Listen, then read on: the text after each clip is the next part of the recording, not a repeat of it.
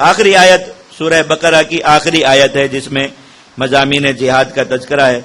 اس آیت میں مومن کی دعائیں ہیں. لا یکلف اللہ نفسا الا وسعها لها ما کسبت وعلیہا ما اکتسبت. اللہ تعالیٰ کسی شخص کو مکلف نہیں بناتے اور اس پر بوجھ نہیں رکھتے اتنا جو اس کی طاقت سے باہر ہو. نہیں، اللہ تعالیٰ نے کوئی حکم جہاد کے بارے میں فرمایا وَهُوَ كُرْهٌ لَكُمْ. دشوار ضرور ہے اور مشکل ضرور ہے، لیکن انسانی وسعت اور انسان کے بس سے باہر کا عمل ایسا نہیں ہے. انسان اپنی وسعت اور بس سے باہر سمجھ کے دور رہتا ہے، لیکن جب وہ اس کو کرتا ہے تو اسے یہ لگتا ہے کہ یہ تو بہت مزیدار عمل ہے، بہت ہی میٹھا عمل ہے اور بہت ہی جو ہے وہ مزے والا عمل ہے. انسان جب اس عمل میں جاتا ہے اسے پتہ چلتا ہے. اللہ تعالیٰ نے کوئی حکم بھی انسان کو ایسا نہیں دیا جو اس کی وسعت سے باہر ہو.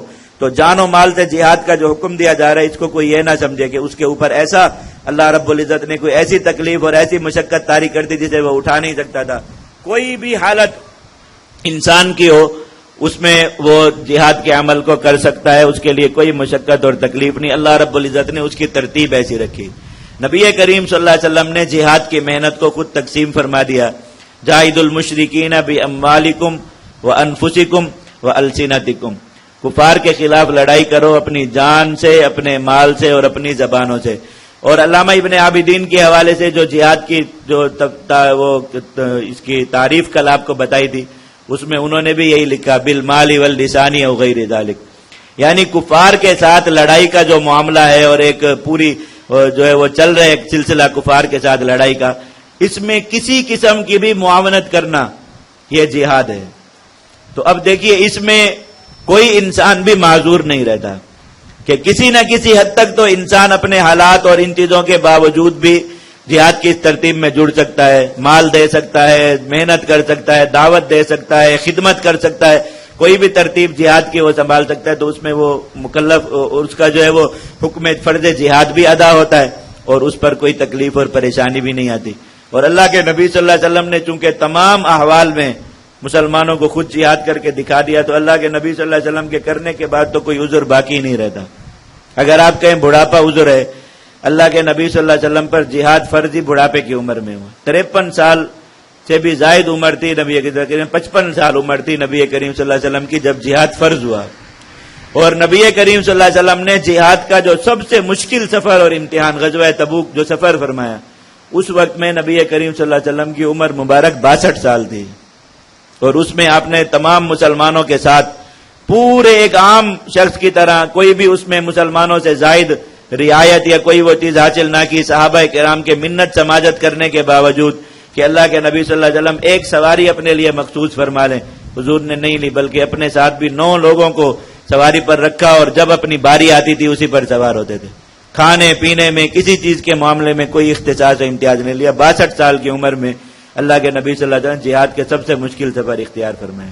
اور پھر اسی بڑھاپے کی عمر میں آپ زخمی بھی ہوئے، آپ نے زرہ بھی باندھی، میدان جہاد میں آپ لڑے بھی، دشمن کو قتل بھی کیا. یہ سارے کام اللہ کے نبی صلی اللہ علیہ وسلم نے کیے. شادی کوئی عذر نہیں. اللہ کے نبی صلی اللہ علیہ وسلم نے سارا جہاد اتنی ایک یہاں تو مسلمان کے لیے حد ہی 4 ہے، وہ بھی کون سا پتہ نہیں ایسا کامل الایمان مومن ہوگا جو رکھ سکتا ہو، کوئی بھی نہیں.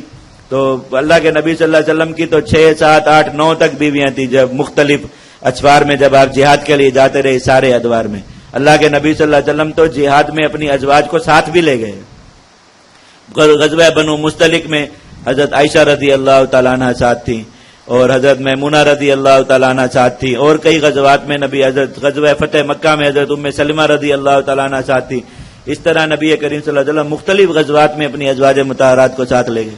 تو کوئی عذر سوچے انسان تو وہ نہیں. اللہ تعالیٰ نے فرمایا کہ کوئی عمل بھی ایسا آپ پر نہیں رکھا گیا جس کی آپ کی وسعت نہ ہو.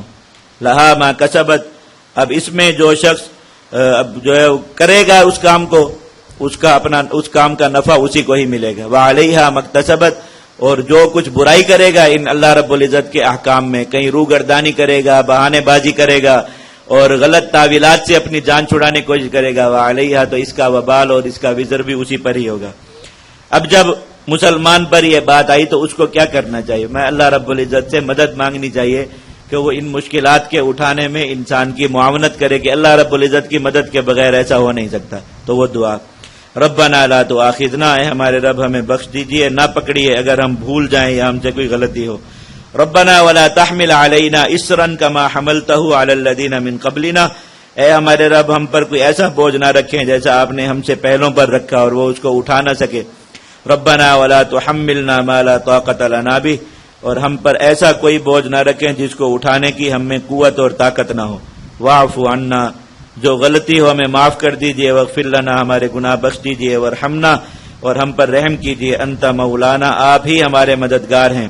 فانصرنا علی القوم الکافرین، کافروں کے مقابل ہماری نصرت فرمائیے، اس لیے کہ اللہ تعالیٰ کی نصرت کے بغیر جہاد کے عمل کی مشقت اور محنت کا اٹھا لینا اور کفار سے لڑ لینا انسان کے بس میں نہیں.